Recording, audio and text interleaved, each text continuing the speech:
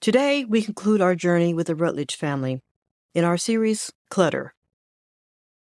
Over the past episodes, we've navigated through layers of the past, uncovering hidden memories, and faced the daunting challenges of hoarding. Now, as Helen Rutledge stands at the crossroads, we explore the final decisions that could reshape her future and the future of her family. Join me, your host, Beverly Nance, for the concluding chapter of Clutter, New Beginnings.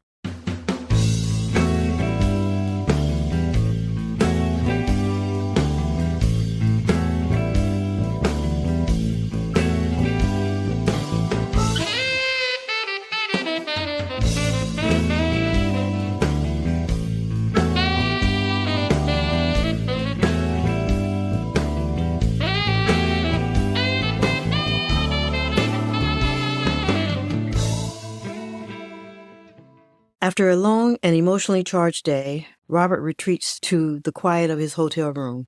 He knows the next conversation he has is crucial, not just with his mother Helen, but with his wife Anjali back in California. He picks up the phone and dials, waiting for Anjali to pick up. Hi, love. How did everything go today? Robert sighs. Hey, it was a big day. We made a lot of progress with Mom's house, but there's something important I want to talk to you about. What's going on? Is everything all right? Yeah, it's all okay. Actually, I made a decision. Well, I want to ask you about it first. I asked Mom if she would consider moving to California to live with us, or at least closer to us. I think it would be better for her, for all of us, really. Wow, that's a big step. How did she take it? She's considering it. It's a lot for her to take in, leaving her home and everything. But I think it's what's best. I think it's time. She needs more support than she can get here by herself. I know Dee Dee is here to help her, but she's our family, and I just really want her to be with us. I agree. It's a big move, and it's a good move. And I'll support whatever needs to be done to make her comfortable here. Have you thought about what this would look like? Like living arrangements, care needs, and all that? I've been thinking maybe she could set up in a nearby senior community, or we can find her a place of her own. Or if she's open to it, she can move in with us temporarily until we find something more permanent. I want her to feel at home. I want us to be able to look after her. Both options sound good. We'll make it work, whatever she needs. I think having her close will be good for us, too. It'll give us a chance to look after her and for you to spend more time with her. Thanks, Anjali. It means a lot to hear you say that. I was worried that you might feel it was a little too much. We're in this together, Robert. Your mom is my family, too, and I want what's best for her, just as much as you do. Let's sit down when you get back and plan it out. We can look at some places and figure out the best setup. In the meantime, I'll keep my eyes and ears open for some places that she might like to stay, if not here. We'll always make room for her. We love her. That sounds great. I'll keep you updated on what Mom says, because she hasn't really answered yes or no yet, and then we can go from there. Thanks for being amazing, Anjali. Always, Robert. Take care of yourself. It sounds like you've got a lot on your plate. Will do. I'll see you soon. Love you. Love you too. Safe travels back. The next morning, under a clear sky, Robert arrives at his mother's now noticeably less cluttered home. He has barely knocked on the door, and the door opens, and Helen stands there, looking both resolute and slightly apprehensive. Good morning, Mom. How are you feeling today? Morning, Robert. I have something important to tell you. Robert steps inside, sensing the significance of the moment. They settle into a freshly cleared living room where the morning light casts gentle patterns on the floor. What is it, Mom? Is everything okay? It's about moving to California. I've thought it over all night, really. And I've decided to go. I'll move to California with you. Robert's face lights up with a mixture of relief and joy, but he remains composed. wanting to ensure Helen feels supported in her decision. Really, Mom? That's great news. Are you sure? Helen nods. Yes, I am. It wasn't an easy decision, leaving this house, our memories, your father, but I realize it's not just the house holding those memories. They're in here. She places a hand over her heart, and I can bring those memories with me. Robert reaches over to squeeze his mom's hand. Absolutely, Mom. We'll make new memories in California, and you'll have us, your family, right there with you. And Angeli is really supportive of this. We talked last night. She's looking forward to helping us find the perfect place for you, whether it's in our home or a home of your own. I'm glad to hear Angeli is on board. I didn't really want to impose. Never think that, Mom. We want you closer. We're family, and Angeli means it. She's already looking into some options for when you're ready to have your own place, or if you want, you could stay with us initially. Staying with you and Angeli at first sounds lovely. I think that'll help me settle and figure out what's next. I've never been to California. Well, we'll take it step by step. No rush for any decisions about permanent places. The most important thing is you feeling comfortable and happy. And of course, your safety. With a tear glistening in her eye and her smile bright. Thank you, Robert. It means the world to me. Having your support. I'm looking forward to starting fresh with you and the family. And we're looking forward to having you close, Mom. Let's make this a wonderful new chapter. They spend a few more moments discussing logistics and timelines, but mostly they talk about the future, about the hope and the family coming together again. As Robert leaves later that morning, he feels a profound sense of purpose and gratitude. Helen watches him go, feeling a stirring of anticipation for the first time in years, ready for the journey ahead. Later that day, Helen contemplates her move to California and details that need arranging. A thought crosses her mind about Dee Dee, whose support has been invaluable during this transition. When Robert returns with lunch for both of them, Helen approaches him. Robert, you know how much Dee Dee has helped me through, well, pretty much everything. She's more than just a caregiver to me now. I know, Mom. Dee Dee is just incredible. Do you think, if Dee Dee doesn't have any other commitments or another job lined up, should I ask her if she consider moving with us to California? I feel so much better with her by my side, and it could be good for her too, a new start. That's a thoughtful suggestion, Mom. Dee Dee has been a big part of your life here, and I can see why you want her to come with us. I think it's worth discussing with her, seeing if it's something that she'd even consider. I worry, though, about taking her away from her life here, her home. It's a big decision for sure, but Dee Dee is also very professional. She understands these situations, and she'll appreciate that you're considering her needs and not just our own. We can make it clear there's no pressure. It's just an option, if she's open to it. Could we talk to her together, Robert? I'd like her to know how much it means to us, and that whatever her decision, I would completely understand. Of course. You don't have to talk to her. I'll talk to her, Mom. I'll speak with Dee Dee. I'll make sure she knows how much we both value her, and that this invitation is out of respect for her and what she's done for our family. I'll emphasize that whatever her decision, we will support her. Thank you, Robert. That makes me feel better. Having her with us would certainly make the move easier, but I also hope she does what's best for her. Dee Dee is coming over later, and Robert agrees to take her aside and speak with Dee Dee, to delicately present the offer and ensure she understands the depth of Helen's appreciation, as well as the flexibility and respect they have for her personal and professional life. This conversation not only highlights the strong bonds formed through caregiving, but also the careful consideration given to the personal lives and choices of those involved in such transitions. When Dee Dee arrives, Robert takes Dee Dee to the side. Dee Dee, you've been incredible with my mom, and honestly, I can't think of anyone better to help her settle into her new life in California. What? She's decided to go to California with you? Yes. Mom has decided to move in with me and Angeli to begin with, and then we're going to decide later if she will transition to her own home or into a senior community. My question to you, Dee Dee, is would you consider coming out with us, at least initially, for the transition? And if you're open to it, maybe stay longer as her caregiver. Robert, I'm honored. You think of me. Let me look into what this would involve. It's a big move, but I truly care about Helen's well-being. Robert's phone rings. It's Angeli.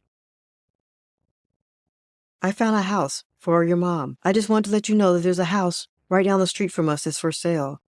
And I've already talked to the real estate agent. I think it would be perfect. It's a ranch-style home, so your mom doesn't have to worry about climbing any stairs. There's enough room if she wanted to hire a caregiver. There's enough room for that. It's 3 bedrooms, and it not only is it a great home and right down the street, it will be a great investment. Really? Wow, that's perfect timing. I was just talking to Dee Dee, my mom's caregiver, and she said she would consider coming to California with us to get my mom situated and maybe staying longer. But having mom just a few houses down will give her the independence she cherishes and keep her close enough for us to be there whenever she needs anything. Exactly my thoughts. Like I said, it's single story, so there's no stairs for her to worry about. And it's in such a nice spot. We could walk there in a few minutes. Plus, it's a solid investment property for us in the long run. That's great. We should go see it as soon as possible. If it's as good as it sounds, we can move forward. Mom would be thrilled, and it would ease a lot of worries about her adjusting to a new place. I'll set up a viewing for us this weekend, and if Dee Dee decides to move with Mom, it'd be comfortable enough for both of them. Thank you, Angeli. That could really work out beautifully. Let's make sure the house has everything Mom needs to feel at home. Dee Dee takes the day and decides to tell Robert that she will accompany Helen to California initially and decide if she'll stay longer. Upon agreeing to the move, Dee Dee helps Helen pack and organize for relocation, ensuring that her essential comforts and memorabilia are handled with care. Once in California, Dee Dee's first task is to make Helen's new living space feel like home, arranging furniture, unpacking Helen's favorite items, and establishing a routine that makes Helen feel secure and comfortable. As Helen settles into her new environment, Dee Dee's presence provides a comforting continuity. She accompanies Helen to explore local community centers, introduces her to nearby health services, and helps establish connections with neighbors and potential friends. Her familiar presence eases Helen's transition into a new community. After a few weeks in California, Robert says, Dee Dee, seeing how well Mom is doing with you here, I'd like to ask you again if you would consider staying on more permanently. We can work out arrangements that suit you, involving your living accommodations and anything else that you need. Robert, seeing Helen thrive here makes the idea very appealing. Let's sit down and discuss what this will look like long term. I want to ensure that it's a right fit for all of us. If Dee Dee decides to stay, her role might expand beyond caregiving into more of a life assistant, helping Helen manage her day-to-day activities, ensuring she remains engaged and active. For Dee Dee, this move could mean career growth and the chance to enjoy the benefits of living in California, exploring her new professional and personal opportunities in a supportive community. Dee Dee decides she loves California, and she decides to stay. With Dee Dee's decision to stay in California, Helen not only retains a trusted caregiver, but gains a steadfast ally in her journey towards a fulfilling life. Robert's foresight in inviting Dee Dee bridges the geographical and emotional gaps, ensuring that his mother continues to receive the best possible care in her new surroundings. As our series closes, we leave the Rutledge family embracing new beginnings, proving that with compassion and trust and a little bit of logistical magic, the bonds of care can stretch across any distance.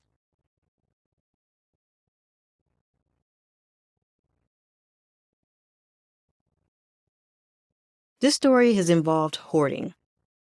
Hoarding can be a challenging behavior to manage, particularly in family settings where emotions and relationships add layers of complexity. Here are several strategies family members or caregivers can adapt to help prevent or mitigate hoarding tendencies in their loved ones. Number 1, early intervention. Address clutter issues before they escalate into severe hoarding. Regularly discuss the importance of a clean and safe living environment, and help set up and maintain an organizational system. Number 2, regular check-ins. Make regular visits to assess the living conditions and provide assistance in decluttering. These check-ins can help keep the situation from worsening and show support for maintaining a healthy environment. Number 3, set limits. Create clear and consistent boundaries for acquiring new items. For instance, implement a one-in, one-out rule where every new item bought into a home, another must be discarded or donated. Number 4, encourage social interactions. Foster engagement with the community and activities outside the home. Social engagement can reduce feelings of isolation or loneliness, which are often linked to hoarding behaviors. Number 5, emotional support. Address emotional issues that might contribute to hoarding, such as depression, anxiety, or past traumas. Encourage conversations about feelings and provide support or professional help if necessary. Number 6, education about hoarding. Educate both yourself and your loved one about hoarding disorder. Understanding the psychological factors that drive hoarding can help in managing the behavior more empathetically. Number 7, promote decision-making skills. Help the individual improve decision-making skills related to organizing and decluttering. This might involve simple exercises that boost their ability to sort and prioritize items. Number 8, clear organizational systems. Establish simple, easy-to-follow systems for organizing belongings. Label shelves, use clear storage containers, and maintain a routine for cleaning and sorting.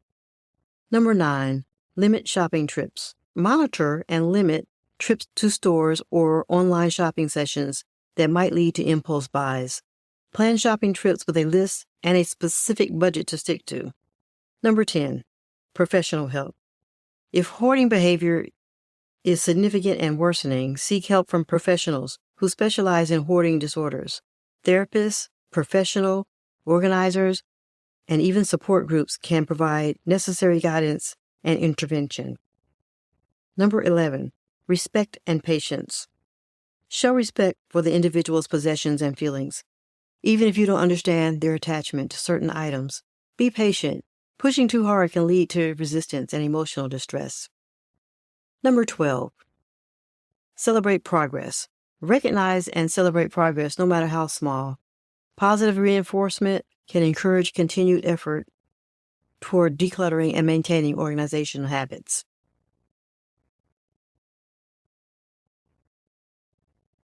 Hello, podcast listeners, and Take Care Time family. As we wave goodbye to summer and welcome the gentle whispers of fall, I want to share some exciting news and a small change in our schedule. This September, I'll be taking a short break from producing new podcast episodes. But don't worry. We'll be revisiting some of our favorite series here from the past, giving you a chance to catch up or re-experience the stories that moved us. During this time, I'll be dedicating my energy toward enhancing our Take Care Time brand and preparing our holiday offerings, curating thoughtful, nurturing, and rejuvenating experiences that you come to love and expect. We're cooking up something really special that I can't wait to share with you. We'll resume our regular podcast storytelling in October, refreshed and ready to bring you more engaging and heartfelt stories. Thank you for your understanding and continual support. It means the world to us. Keep an eye on your inboxes and on your social media for sneak peeks of what's to come and updates for our holiday specials. Wishing you a serene and beautiful September. Would you like to learn more about hoarding disorder? We recommend a book, The Hoarder in You, How to Live a Happier, Healthier, Uncluttered Life by Dr. Robin Zazio. Dr. Zazio, who is familiar with many from the TV show The Hoarder Next Door, offers strategies for decluttering and overcoming hoarding tendencies. The book addresses both severe cases and common clutter challenges, making it relatable to a wide audience. As we close another chapter in our journey together on clutter, I want to take a moment to reflect on the themes of renewal and self-care that we've explored. Just as Helen found a new beginning, each of us has the opportunity to rejuvenate and restore. The Take Care Time Respite Box is crafted with moments like these in mind, designed for caregivers and anyone in need of a pause. This box is a reminder that taking care of yourself is just as important as the care you provide to others. Each Take Care Time Respite Box is filled with carefully selected items meant to soothe the soul and uplift the spirit. From candles that calm the senses to bath salts that promise relaxation, from gourmet treats that delight your taste buds to inspiring books that feed your mind. Visit TakeCareTime.com to order your respite box today. Treat yourself or a loved one to a well-deserved break. Let's embrace the art of slowing down, of cherishing quiet moments, and of caring deeply for ourselves. Thank you for being a part of this series. Remember, in the midst of decluttering our spaces and our lives, finding time to care for ourselves can be the most transformative step of all. Until next time, take care and keep sharing your stories. Please note, this episode contains reenactments and dramatized details. While in most cases, we can't know exactly what was said, all dramatizations are based on research. Names, location, and certain identifying details have been changed to protect the privacy of individuals involved. Until October, take care and keep sharing your stories.